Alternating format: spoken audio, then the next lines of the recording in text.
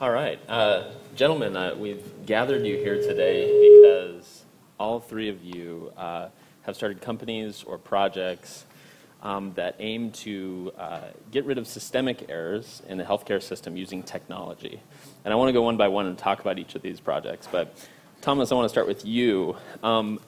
You were previously an executive editor at Wired, is that right? Yeah. So I jumped the fence. Yeah. How do you make the jump from being a journalist to a successful health tech startup founder and asking for a friend? Yeah. Well, it's not unprecedented.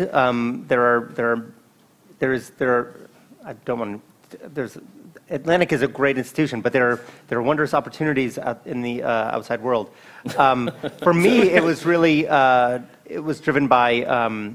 While I was at Wired, I was there for about a dozen years, and I figured out a way to play hooky and spend the mornings at Berkeley across the bay, getting my master's in public health, and that really lit curiosity in me about how this world of innovation and technology, really consumer technologies, could drive new forces in the world of healthcare, which really historically have only really driven costs up. The traditional dynamics of technology in an industry didn't happen in healthcare. Healthcare didn't kind of benefit from the fruits of technology, but it seemed like the opportunities were at hand for consumer-driven technologies to start reaping some of those changes.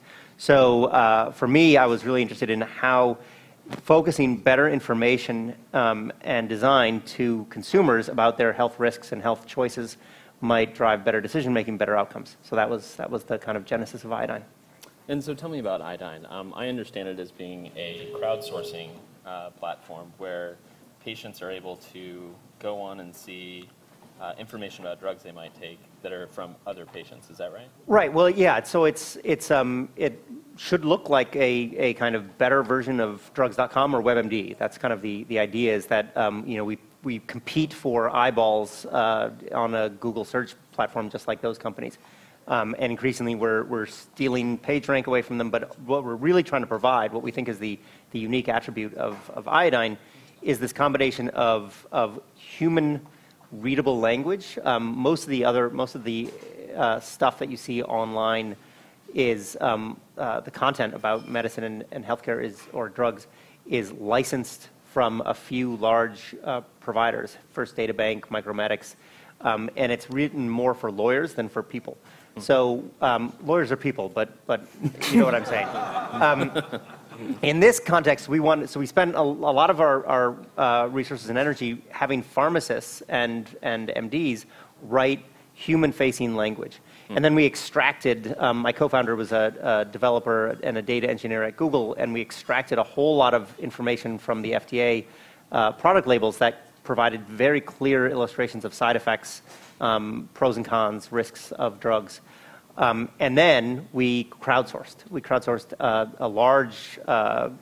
conducted a massive survey of Americans to get their experience on drugs so that we could report not just what happens in clinical trials, but what happens to real people in the real world.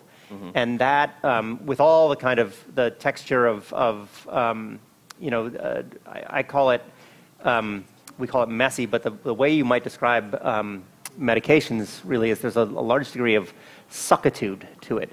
It's like there's things happen to your body. You're putting chemicals into your body. Sometimes they don't even work. In fact, oftentimes they don't even work. So helping map that kind of human experience of medication treatments is really what we've set out to do, and are making some good progress. Are there risks with using crowdsourcing data? Like, how do I know that going on your site, the information might be better than what I find? Not just on WebMD, but like we've all been there when you're, well, there's a lot of medical professionals in the room, but the average person may Google symptoms and find themselves on random message boards. How do you make sure that your information is better? Yeah, so there's a sample size problem, first of all. So we have a certain threshold for, we want to make sure we get a certain number of reports before we start servicing our patient-reported data. So we have a significant, it's about 20 patient reports.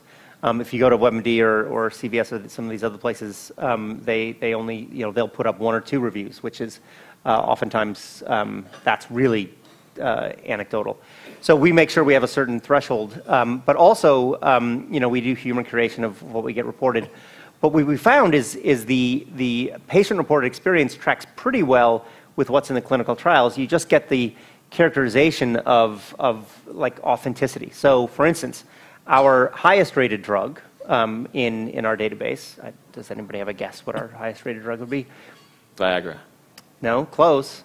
That only works for half the population, though. So there's the actual highest-rated population drug is Imodium.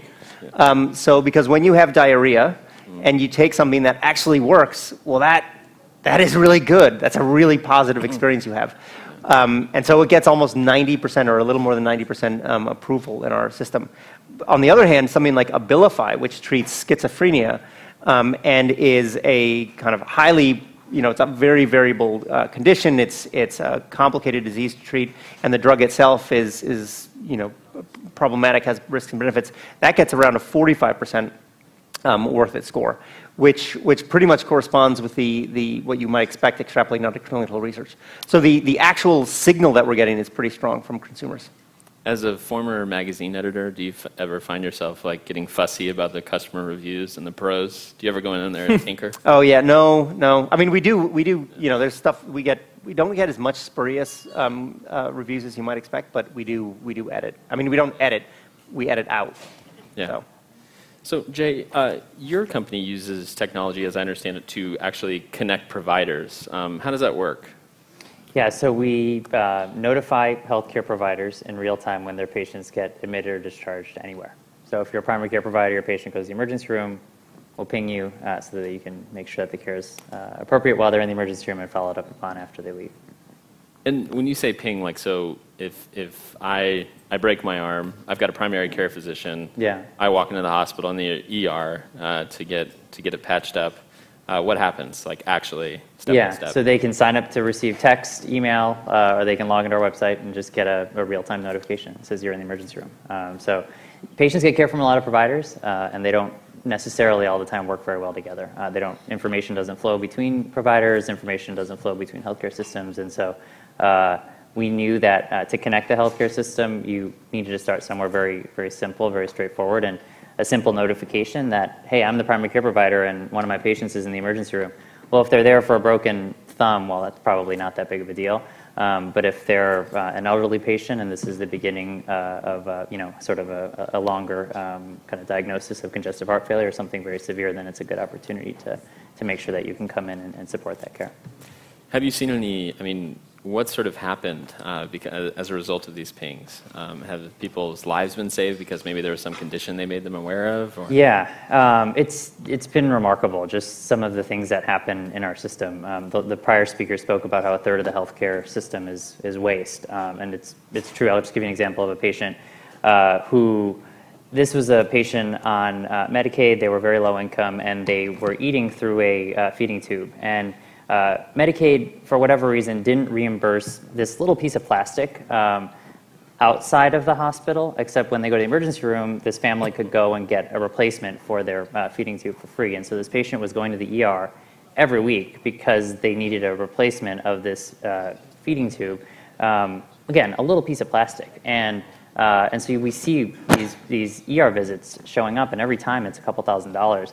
And so there was somebody now who was receiving that notification. This happened to be a care coordinator because this patient shifted into arrangement where the provider was now taking accountability for the cost, and so they became aware of this habit that this patient was that this patient's family was sort of doing to support them to eat, and they sort of said, we'll just pay for this thing, this little piece of plastic. It prevented the patient from going to the emergency room once a week. So, simple things like that. We have thousands of examples of issues in the system where you go to the hospital, they didn't know that you just went to the primary care provider and they did a CT scan, and so they just redo it, or they kind of work you up all over again. So this is an opportunity for providers to sort of just share the information that's in their heads right now that may not necessarily flow during any given clinical episode. One thing I wonder is how like if you go to capture a market, like say you want Boston to run on PatientPing, do you need every healthcare provider in the whole city for it to work, or can you kind of get them piecemeal? Yeah, no, it's like open table. You know, you can start with a few restaurants and then get the rest of them on. But this was sort of the most interesting part of the business for me, is that if you go to Mass General Hospital and you say, would you like to know when your patients go to the Beth Israel Hospital? Yes. Beth Israel, would you like to know when your patients go to Mass General? Yes. Okay. Well, who's going to go first? And nobody, you know, because they don't want, they compete and they don't want to share with each other. And so we had to figure out. To me, that felt like if you go to everybody and they all say this is the right thing to do for patients, how can you sort of unlock this sort of silos that we have created as a result of systematic issues? And if you do it in a market-driven way, well, then you've created something special. And so we figured out a way to do that. And so we launched with an anchor that agrees to publish their data for others, and then we have a quid pro quo, and we kind of build out the community that way. And so it takes a lot of work in the early days to get the first health system on, but once that happens, there's sort of this flywheel that starts spinning. Do the patients know that their providers have this? I mean, I wonder if there's almost a surveillance aspect to it. Like every time I show up at the ER, and then all of a sudden there's all these notifications are pinging across town to all these different doctors. Yeah, so we depending on the state consent laws, notifying a provider that the patient's in the emergency room is a legitimate use for kind of under HIPAA. It's encouraged actually for the primary care provider to engage in that patient's care. However, if a patient opts out of data sharing and they say, I don't want my primary care provider to know, then we would blacklist that patient and not share that information. So. Now, Jay, I was reading your website this week, and I understand that you are building what I think the term was a collective superintelligence to help with patient care. So, how does that work? What is that? Yeah, absolutely. So, the Human Diagnosis Project is an open online system that maps the best steps to help any patient. So ultimately, we believe that the essential question of human health and well-being is, when you or someone you love isn't well, what should be done? And ultimately, that's the question that every single person who touches your care is answering, whether it's your doctor, whether it's your insurance company, whether it's the government or foundation that's helping pay for the care of the patient, whether it's you yourself, whether it's you as a loved one helping someone you care about. We're all answering the same question. So in the same way that the world has an open encyclopedia like Wikipedia and has an open operating system like Linux, we believe that there needs to be an open online system to help make any clinical decision. And when we think about what the Human Diagnosis Project looks like at scale, we actually don't think of it as just a database or just a set of algorithms or just a community of physicians. We actually look at it as a complex adaptive system of humans, machines, and organizations working together to provide the best care for every patient. Does that mean that it will have different interfaces depending on who's using it? So I imagine that Wikipedia is sort of written for a lay reader. Will there be aspects of this project that when a doctor comes to it, they can go there and get all the technical information, but a patient would have something that's more reader-friendly?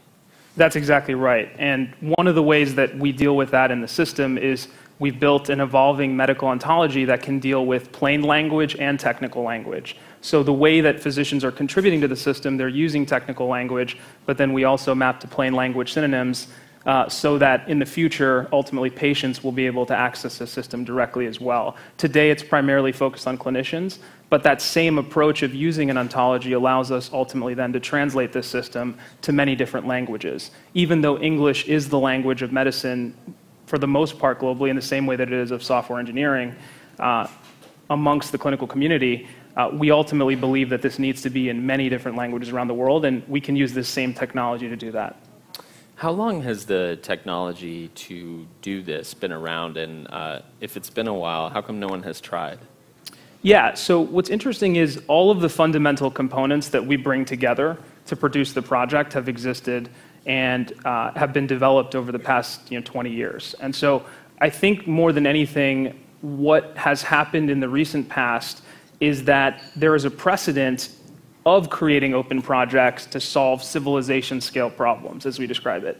And we believe that particularly the adoption of mobile phones, of smartphones, of artificial intelligence, these are really the things and the trends that are coming together and reaching a point of kind of network criticality to actually allow us to be able to build these approaches now. Give me some more texture on that. Like, how do mobile phones and artificial intelligence play into building this thing? Yeah, absolutely. So to start, one of the interesting aspects of essentially the way that clinicians practice care is a lot of times, in the same way as retail workers, clinicians, when they're moving around the hospital setting, other than obviously when they're stuck in front of their electronic medical record, are often using their smartphones. And so the ability to capture structured, organized, labeled data about clinical cases that physicians are contributing is helped by the fact that smartphones are available to them and always on, such that if they have a question on a potential clinical case or they want to provide insight on something to another provider, they can do so from their smartphone. So that's kind of number one. Number two is to actually synthesize, encode, organize, and structure the clinical data that would be necessary to produce a system like the Human Diagnosis Project. You need significant advances in machine intelligence. And of course, as you've probably seen over the past several years, we are kind of now reaching a nexus point where we are seeing the opportunity for machine intelligence to have a significant opportunity to help facilitate and advance society. I wonder, you compared this project to Wikipedia, and I've heard you compare it to the Large Hadron Collider or the International Space Station. And each of those, Wikipedia obviously requires buy-in from some large number of editors and contributors. Yep. The Large Hadron Collider required something like the commitment of an entire scientific discipline. Yep. The ISS requires commitment from nation states. How are you going to get buy-in from, and who do you need buy-in from to get this completely off the ground or at scale? Yeah, well, what's fantastic about the system that we're building is it already includes thousands of physicians from 70-plus countries. It includes some of the world's top medical stakeholders, in particular in this country, like the AMA, the American College of Physicians, the American Board of Internal Medicine, the American Board of Medical Specialties, the National Association of Community Health Centers, and several others who are joining us to build this project. And really the way we look at it is, this is the system created with and led by the global medical community. In the same way that Linux was the software engineer's operating system and Windows was kind of the big bad operating system, we kind of look at this quite similarly. Doctors understand that machine intelligence is coming to healthcare. So the question is, do they want to lead that movement and be a part of kind of governing it, or do they want to kind of be pushed to the sidelines? And I think that's part of the reason why physicians have been extraordinarily excited about helping us build this system and why some of the world's leading medical stakeholders are joining us. I want to open it up for some audience questions in a minute, but before I do that, I was wondering if each of you could tell me how you could imagine maybe each of your technologies working together, or if you could. Yeah, absolutely. Well, I think the way that we think about it is, let's say that you're ultimately a provider or a patient, and you have a set of clinical questions of, for a given problem. Let's say you're considering what your diagnosis might be, or maybe your physician is considering what your treatment or management plan should be. Ultimately, the way we think about this is as an integration or nexus point for many different people and machines and organizations to ultimately look at your clinical case, right? So multiple physicians from around the country or the world might look at your case.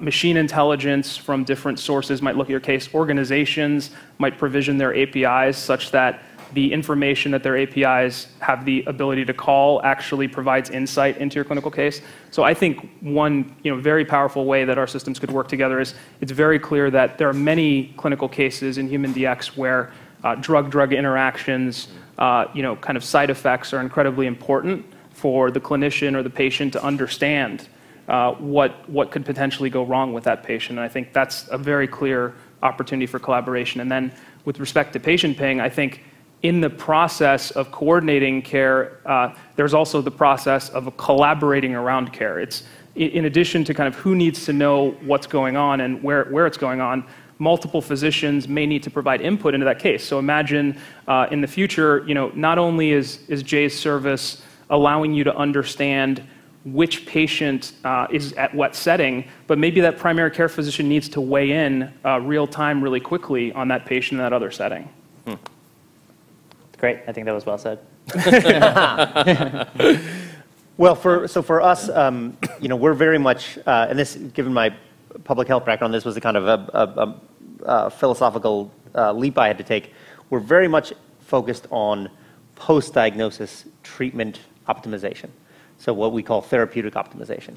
So it's not in the realm of preventive medicine or diagnosis. We assume that the medical establishment, the kind of community of physicians and expertise will do the job. But then we have this increasing burden that we put on patients to manage their own conditions, right? Chronic care is increasingly put on the patient. When you think about the years and years of medication therapy that people are often put on for heart disease or even sometimes things like cancer, we're not really equipping people with the resources they need. So thinking about the handoff there from diagnosis to treatment and treatment optimization is, I think, where we can kind of think about, where does the consumer, how do you maximize the consumers or the patients or the person's capacity to act on their own behalf in as good a capacity as possible. Wonderful. I think we have time for one or two questions from the audience. Hi, Lyde Marsott from the Massachusetts Health Policy Commission. Actually, this is in particular to Iodine. The question I had, obviously you're getting patient reviews and you're getting, the strength there of, people being able to say, okay, this drug, worked well for me in this course. But, like the example that you gave of Imodium is, something that's, an acute problem maybe, and you're solving it for that time. How are you connecting the strength of the reviews with the actual effectiveness, or even just like reports of, clinically based reports of side effects? And right. Yeah. So that's all. What I was trying to frame was there's kind of three legs to the stool of the data that we have, and it's what we're trying to recognize is that when somebody starts a course, when somebody's given that prescription, it's not on paper very much anymore, but when they're given that prescription, that really is just the beginning of a sequence of trial and error and experimentation, and certain drugs for more chronic conditions may work for a while, but then not work. And then they have to think about what is the second therapy, what is the third line therapy that they want to try. And that process is, I think, largely opaque to the patient. They think, and they are often left with the sad realization that first prescription is not the answer to their problems.